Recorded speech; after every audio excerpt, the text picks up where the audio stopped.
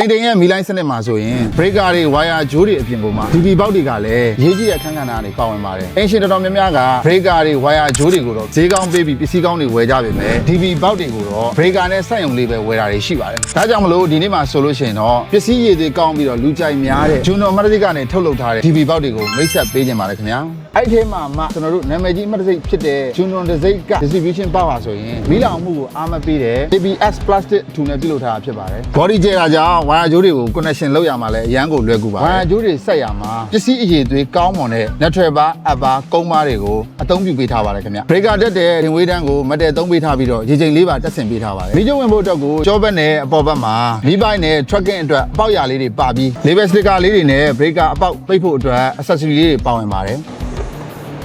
တကားပြန်မကြအောင်လို့လောလို့ရတဲ့ function လဲပါဝင်ပါတယ် DB box size အနေနဲ့6ဝေးကနေပြီးတော့32ဝေးထိရှိပြီးတော့တစ်ထပ်ပုံစံနှစ်ထပ်ပုံစံနှစ်မျိုးရှိတာကြောင့်မိမိအိမ်ဒါမှမဟုတ်မိမိလုပ်ငန်းခွင်အတွက်တင့်တော်တဲ့ site ကိုစိတ်ကြိုက်ရွေးချယ်ဝယ်ယူနိုင်ပါတယ်ခင်ဗျာဒါကြောင့်လျှက်စစ်ပညာရှင်တယောက်အနေနဲ့မိမိတက်ဆင်ပေးလိုက်ရတဲ့ပစ္စည်းတွေရဲ့အရေးအသွေးစိတ်ချရမှဒါကိုယ့်ရဲ့လက်ရာပေါ်ကိုအင်ရှင်တွေကစိတ်ချယုံကြည်လာမှာဖြစ်ပါတယ် wiring စနစ်တစ်ခုစနစ်ကြပြီးဘေးကင်းဖို့အတွက် breaker အကောင်းစားသုံးသလိုမျိုး DB box ကိုလည်းယုံကြည်စိတ်ချရတဲ့ Juno စာပစ် mountain DB box ကိုရွေးချယ်အသုံးပြုဖို့အတွက်ကိုအကြံပြုပြရစီခင်ဗျာ